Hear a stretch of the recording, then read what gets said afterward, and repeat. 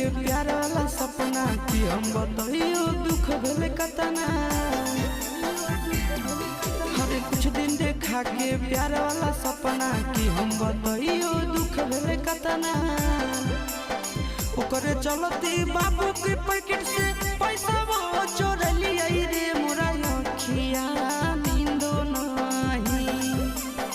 ओकरे चलती बाबू के पैकेट से पैसा वो चोर लिया रे मोरा अखिया नींदो नहीं।